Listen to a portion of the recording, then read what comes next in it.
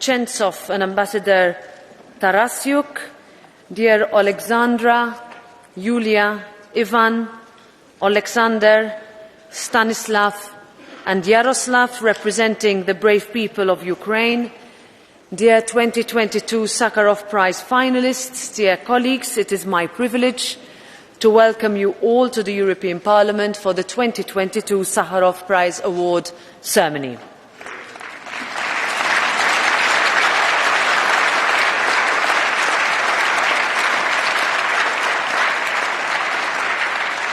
Since 1988, the Sakharov Prize for Freedom of Thought has paid tribute to people and organizations that fight in the name of freedom around the world, a fight that is synonymous with the legacy of scientist and Russian dissident Andrei Sakharov, of whom this prize bears name to. Andrei Sakharov firmly believed in a world of open, free and democratic societies, the same belief that underpins our way of European life. It was Andrei Sakharov himself that once said, "A country which does not respect the rights of its own citizens will not respect the rights of its neighbours." This is a message that remains as relevant as ever. That is why in 2020, this European Parliament awarded the Sakharov Prize to the Belarusian democratic opposition represented by the leader of the Belarusian democratic movement, Svetlana Tikhanovskaya, and political activist Veronika Tsapkala. To this day, Belarus holds the appalling record of having the highest number of Sakharov Prize laureates in prison. This is also why, in 2021, the European Parliament awarded the Sakharov Prize to Russian opposition leader Alexei Navalny for his fight against the Kremlin's abuse. And here again, I take the opportunity to call for his immediate and unconditional release.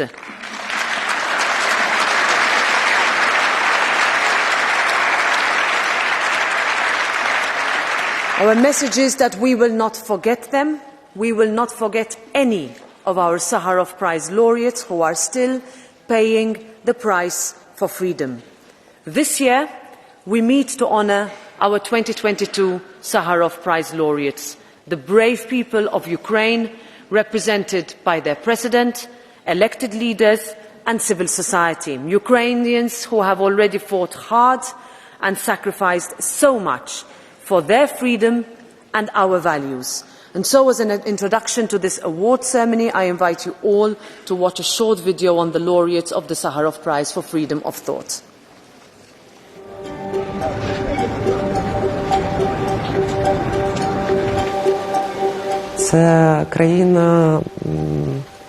It is a country of real people, strong and courageous.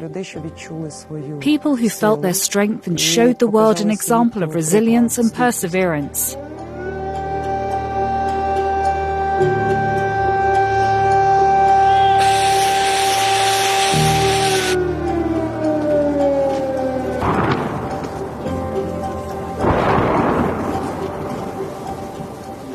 In this war with Russia, we are fighting for freedom in every sense. We are paying a high price for it.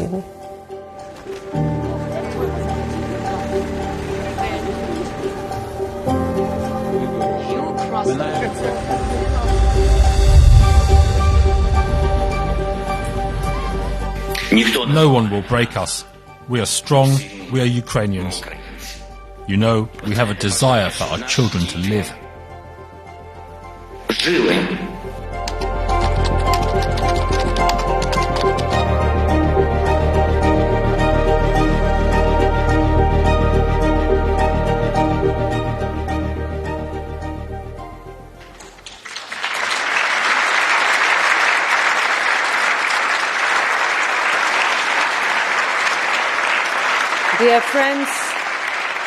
Dear friends, today marks the 293rd day of war in Ukraine. We have witnessed the inspiring resistance of ordinary citizens making the ultimate sacrifice to delay a column of tanks. Senior citizens standing up to face down Russian troops with nothing but pride as their weapons. Brave women forced to give birth in underground metro stations. To these people, the message from Europe has been clear. We stand with Ukraine. We will not look away. The Ukrainian people are not just fighting a war of independence, but fighting a war of values. The values which underpin our life in the European Union and that we have long had the luxury of taking for granted each and every day. We often speak about democracy, freedom, liberty, as if they were some abstract concepts that do not really translate into much in practice. But the ability to vote for who we believe in, to read independent journalism, to assemble and to say what we want to say, to disagree and dissent, to pursue whatever gives us most happiness in life, to live and love as we choose without consequences, these are what democracy, freedom and liberty mean. And the Ukrainian people deserve to have that too.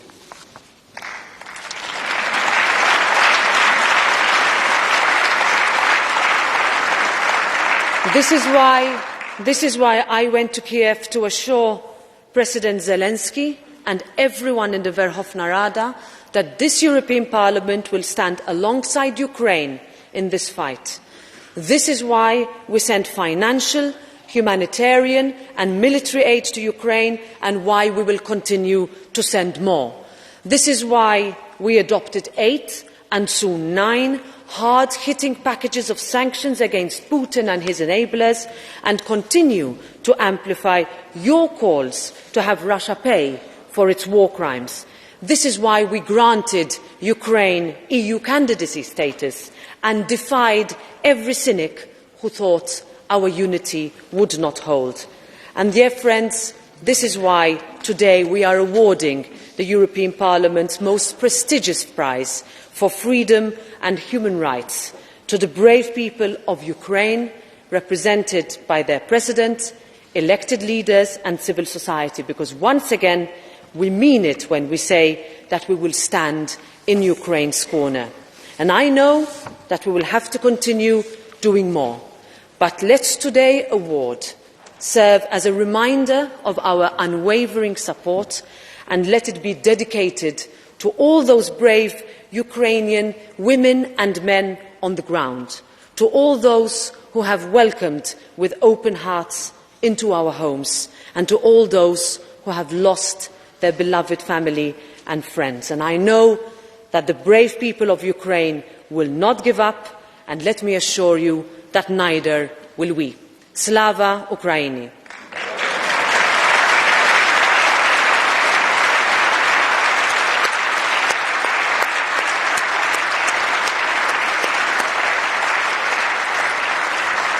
It is now my immense honour to give the floor to the President of Ukraine, Volodymyr Zelensky. President Zelensky, you have the floor.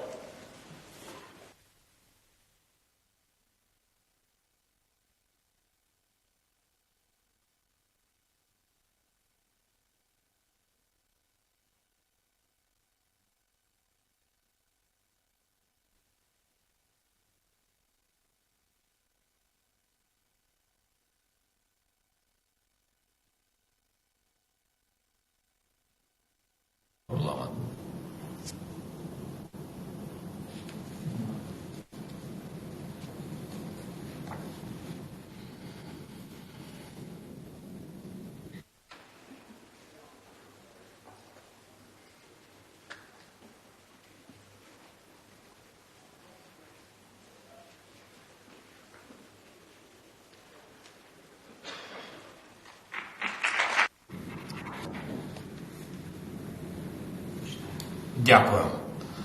Дякую, Роберто. Дякую. Шановна пані президент, дорога Роберто, дорогі друзі, я вітаю вас від імені усіх наших людей, велика честь.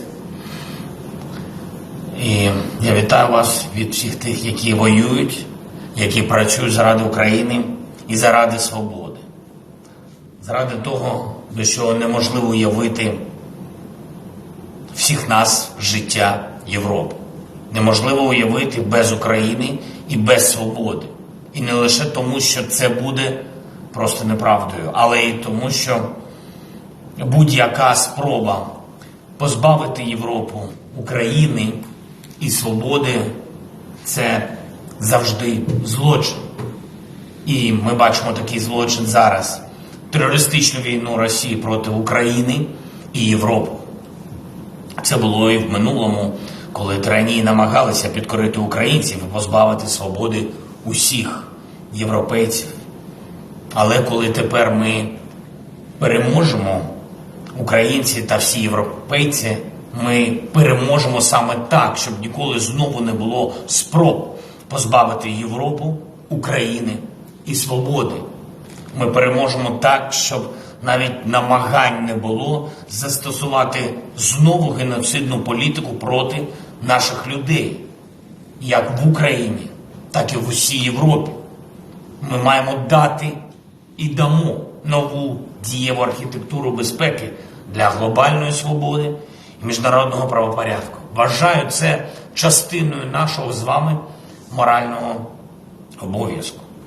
Погляньте, як наступає російська армія. Окупанти випалюють все перед собою. Артилерією і ракетами, бомбами, і дронами, мінами, боєприпасами, що не розірвалися і залишаються в нашій землі. Окупанти руйнують міста та села і всю життєво важливу інфраструктуру. Так було в Маріуполі, і ви всі це бачили. Так було у Волновасі. Це ще одне місто, повністю знищене після російського наступу. Там жили більше 20 тисяч людей до цієї війни. Тепер там суцільні руїни. Те саме російська армія робить з Бахмутом, іншим містом Донбасу, від якого російські удари залишають розбите каміння.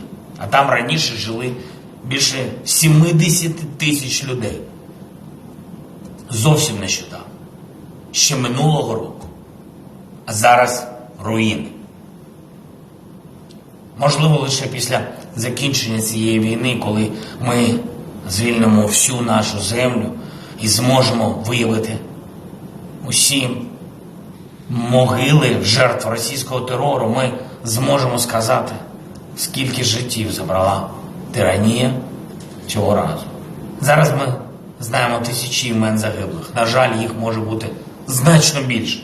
Я прошу всіх вас вшанувати зараз хвилиною мовчання пам'яті усіх українців, усіх українок, усіх дорослих, дітей, усіх військових, усіх цивільних, чиї життя були забрані цією ганебною війною.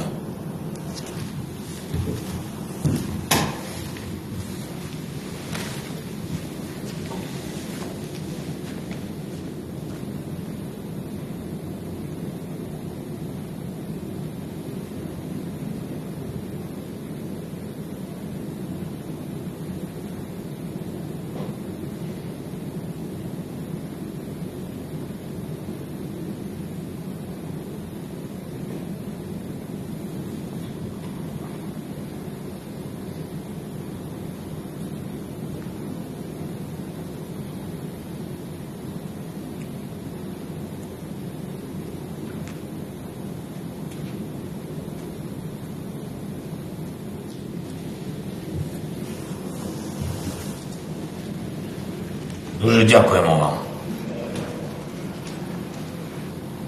Дорогі друзі, треба діяти вже зараз, не чекаючи закінчення війни, щоб притягти до відповідальності усіх, хто її розв'язав, і щоб не допустити будь-якого повторення агресії.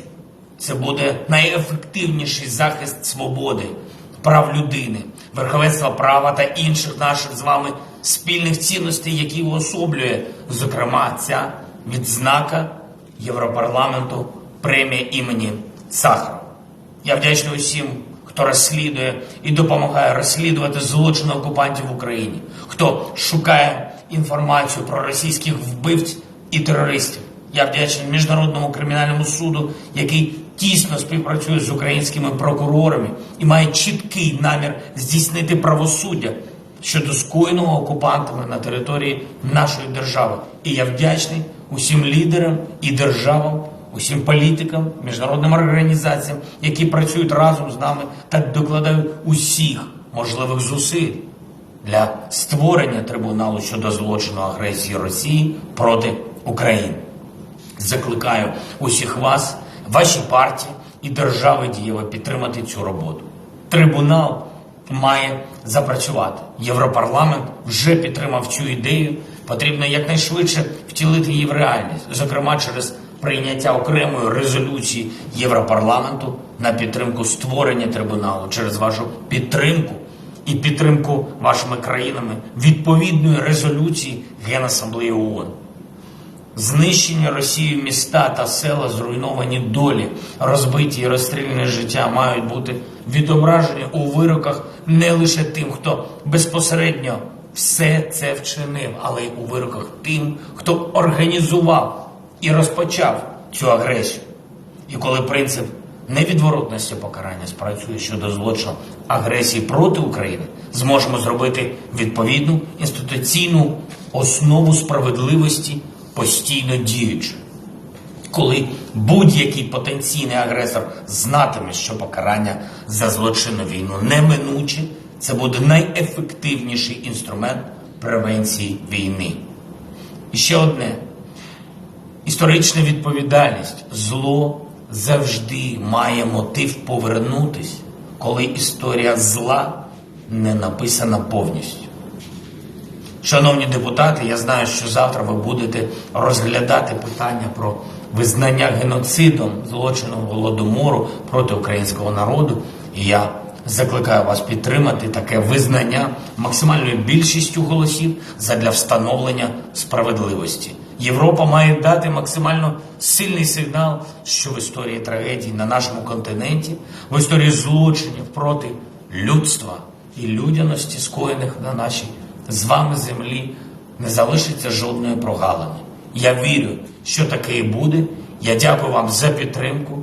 Я дякую вам за відзначення нашої боротьби, за цю премію. І дякую особисто тобі, Роберто, за те, що ти нас підтримуєш. Ти приїжджала в Київ у складний, у небезпечний час. За те, що ти підтримуєш наші реформи, наш рух в європейські структури і дійсно допомагаєш, я тобі дякую.